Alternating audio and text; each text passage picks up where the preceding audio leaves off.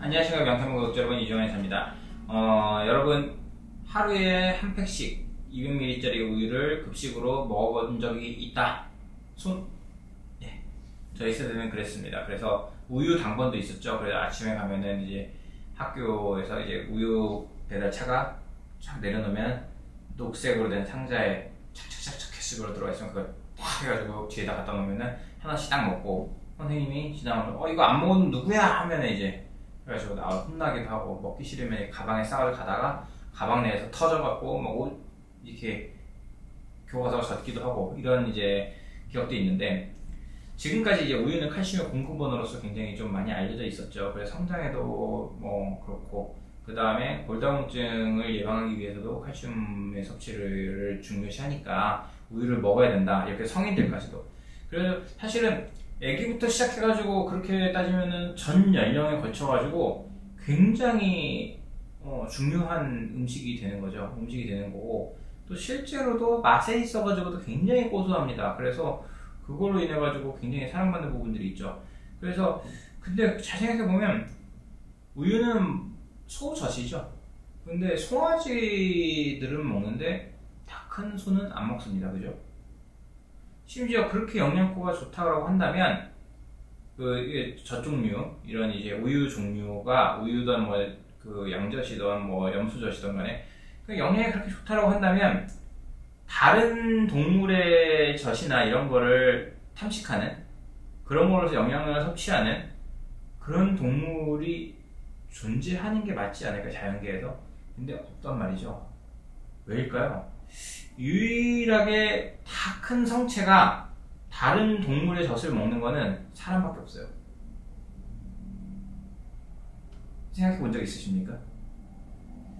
그러면 일단은 모유 수유를 어떤 이유로 인해서 못하는 상태에서 그럭저럭 대안이 될 수는 있는데, 딱 해당 동물의 유전자를 갖고 있는 그 해당 동물의 새끼가 먹었을 때 최고의 효율을 내게끔 만들어진 게 사실은 모유란 말이에요. 그죠? 소한테는 이제 소의 모유가 되겠죠. 그렇게 되는데, 그러다 보니까 사실 사람이 모유가 안 나와서 우유를 대신해서 분유로 해가지고 먹이게 되면 알러지라든가 아토피라든가 노출되는 것부터 시작해가지고 애기들 건강에 안 좋은 거 당연히 이해가 되는 부분이죠. 우유 소비량이 월등히 높은 나라의 국민과 우유 소비량이 월등히 낮은 나라의 국민들에서 누가 뼈가 더 단단할까? 그래가지고 뭐 우유를 많이 먹는 나라가 더 단단하다, 이런 연구 결과를 들어본 적 있나요?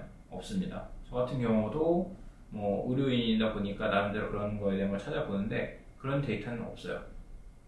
그러면 또 반면에 유제품이나 이런 우유 같은 거에 소비율이 높은 국가에서 골다공증 발생률이 높고, 그 다음에 뭐 우유를 마시는 국민의 비율이 높은 국가가 그렇지 못한 국가보다, 그러니까 많이 먹는 나라들이 고관절, 골절 발생 비율이 높다는 결과는 있어요.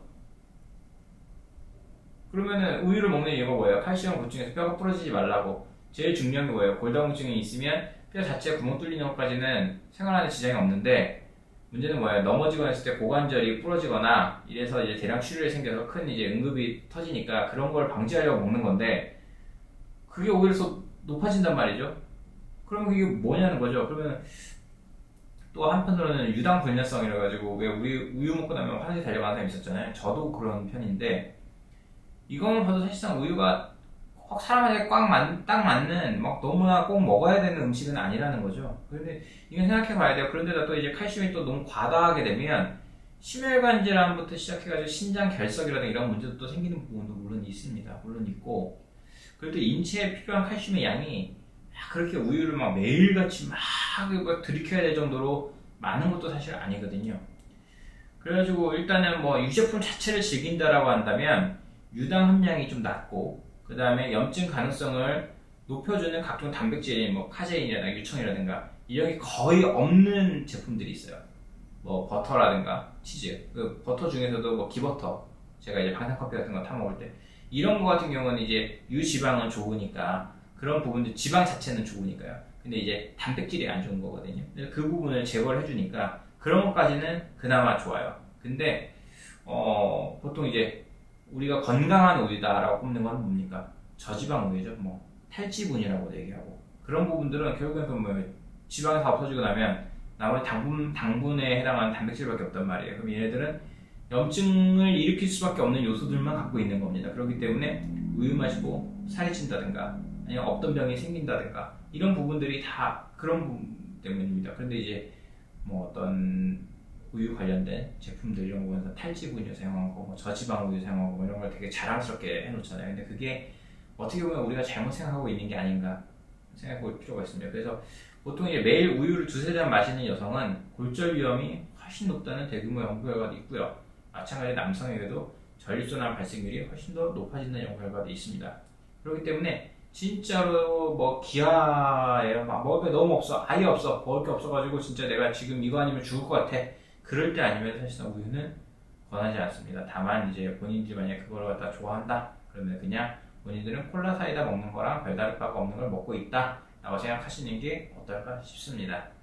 한때는 저도 우유를 굉장히 좀 사랑했던 사람으로서 한편으로는 씁쓸하지만 잘 생각해보니까 그죠? 진짜 우유가 좋은 음식이라면 자연적으로 우유가 동물의 꼭 소의 젖이 아니더라도 다른 종류의 젖이라도 먹는 동물들이 반드시 존재할 겁니다. 근데 그런 동물들이 존재하지 않는다는 거 그거 팩트입니다. 여러분 잘 생각해 보셔야 돼요. 구독, 좋아요, 알림 설정 부탁드립니다.